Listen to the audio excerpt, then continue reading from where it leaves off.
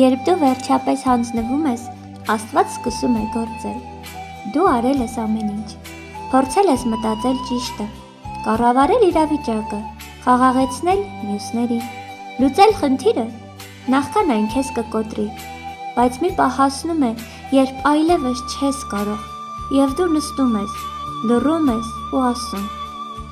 Տեր, ես այլևս չեմ կարող, ես հանձնվում եմ, և հենց այդտեղից ամեն ինչ սկսվում է, որովհետև մինչ այդ դու կառավարում էիր, իսկ հիմա Աստված վերցնում է քո ղեկը։ Քո հանձնվելու պահը պարտություն չէ, դա հավատքի ամենազոր դրսևորումն է։ Դու ասում ես, ես չեմ հասկանում, բայց ես վստահում եմ, ես չեմ տեսնում, բայց ես հնազանդվում եմ։ Եվ հենց այդտեղ Տերը սկսում է շարժվել։ Լուծումներ, որտեղ դու փակուղի էիր տեսնում, խաղաղություն, որտեղ վախ էիր զգում, ու պատասխաններ, որոնք ոչ մի մարդկային ջանք չէր կարող ապահովել։ Աստծուն հաճախ պետք չէ, որ դու ավելի ուժեղ դառնաս, նրան պետք է, որ ուղղակի հանձնես ամեն իրավիճակը նրան, ու վերջապես, ուղիղ քո ձեռքերից այդ բեռը նա կդնի իր ձեռքերի մեջ։